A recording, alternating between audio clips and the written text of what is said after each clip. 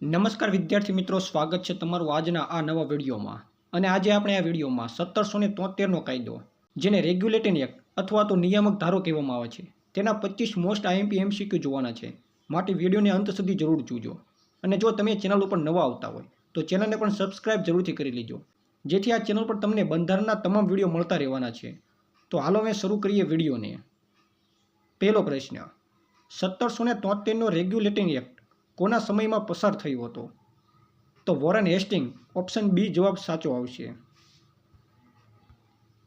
બીજો પ્રશ્ન, 1773નો regulating act કઈ સંસદે પસાર કર્યો હતો? તો મિત્રો બ્રિટિશ સંસદ, ઓપ્શન બી જવાબ સાચો આવશે. ત્રીજો પ્રશ્ન, 1773ના કાયદાથી બંગાળના ગવર્નરને કયું પદ આપવામાં આવ્યું? તો મિત્રો 1773ના કાયદાથી બંગાળના જે ગવર્નર હોય છે તેને ગવર્નર જનરલ બનાવવામાં આવે છે, એટલે અહીં ઓપ્શન બી જવાબ સાચો આવશે. આગળ ચોથો પ્રશ્ન, 1773ના કાયદા મુજબ ભારતનો પ્રથમ ગવર્નર જનરલ કોણ હતો? તો વોરેન હેસ્ટિંગ્સ, ઓપ્શન સી જવાબ સાચો આવશે. પાંચમો પ્રશ્ન, 1773ના કાયદા મુજબ ગવર્નર જનરલની કાઉન્સિલમાં કેટલા સભ્યો હતા? તો 4 સભ્યો હતા, ઓપ્શન સી જવાબ સાચો આવશે. છઠ્ઠો પ્રશ્ન, 1773ના કાયદા દ્વારા કયા શહેરમાં સુપ્રીમ કોર્ટની સ્થાપના થઈ? તો મિત્રો કલકત્તામાં સુપ્રીમ કોર્ટની સ્થાપના થઈ હતી, ઓપ્શન સી જવાબ સાચો આવશે. સાતમો પ્રશ્ન, કલકત્તા સુપ્રીમ કોર્ટની સ્થાપના કયા વર્ષે થઈ? તો 1774માં, ઓપ્શન બી જવાબ સાચો આવશે.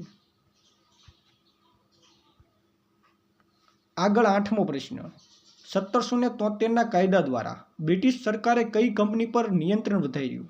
તો East India company, option C જવાબ સાચો આવશે. નવમો પ્રશ્ન, 1773નો કાયદો કયા કારણસર બનાવાયો? તો અહીં ઓપ્શન એ જવાબ સાચો આવશે, કંપનીના ભ્રષ્ટાચારને કારણે. 10મો પ્રશ્ન, 1773ના કાયદાથી બોમ્બે અને મદ્રાસ કોના નિયંત્રણ હેઠળ આવ્યા? તો અહીં ઓપ્શન બી જવાબ સાચો આવશે, ગવર્નર જનરલ ઓફ બંગાળ. 11મો પ્રશ્ન, 1773ના કાયદા મુજબ ગવર્નર જનરલનો કાર્યકાળ કેટલા વર્ષનો હતો? તો 5 વર્ષનો, ઓપ્શન સી જવાબ સાચો આવશે.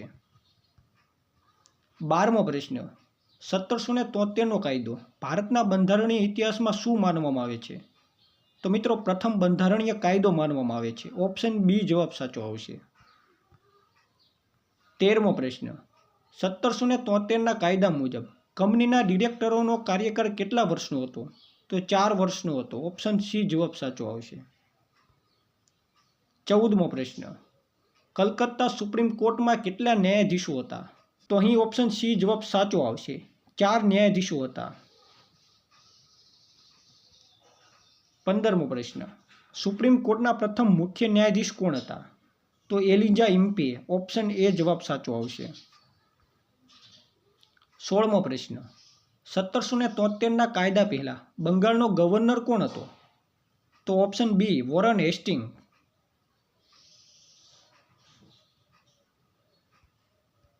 17મો પ્રશ્ન, 1773ના કાયદાથી કઈ પ્રેસિડેન્સી સૌથી શક્તિશાળી બની? તો બંગાળ, ઓપ્શન સી જવાબ સાચો આવશે. 18મો પ્રશ્ન, 1773ના કાયદા દ્વારા કંપનીના કર્મચારીઓને શું પ્રતિબંધ મુકાયો? તો મિત્રો 1773ના કાયદા દ્વારા કંપનીના કર્મચારીઓ પર ભેટ સ્વીકારવી નહીં તેવો પ્રતિબંધ મુકાયો હતો, ઓપ્શન બી જવાબ સાચો આવશે. 19મો પ્રશ્ન, 1773નો કાયદો કયા દેશના રાજા જ્યોર્જ ત્રીજાના સમયમાં આવ્યો? તો ઇંગ્લેન્ડના, ઓપ્શન બી જવાબ સાચો આવશે. 20મો પ્રશ્ન, 1773નો કાયદો કયા અધિનિયમ તરીકે ઓળખાય છે? તો રેગ્યુલેટિંગ એક્ટ, ઓપ્શન બી જવાબ સાચો આવશે. 21મો પ્રશ્ન, રેગ્યુલેટિંગ એક્ટ પછી કયો એક્ટ આવ્યો? તો Pitt's India act 1784, option A જવાબ સાચો આવશે. 22મો પ્રશ્ન, 1773ના કાયદાથી બ્રિટિશ સરકારને કોના કામકાજ પર નિયંત્રણ મળ્યું? તો ઈસ્ટ ઇન્ડિયા કંપનીના કામકાજ પર, ઓપ્શન બી જવાબ સાચો આવશે. 23મો પ્રશ્ન, ગવર્નર જનરલને નિર્ણય લેવા માટે કોની બહુમતી જરૂરી હતી? તો કાઉન્સિલની. ઓપ્શન બી જવાબ સાચો આવશે.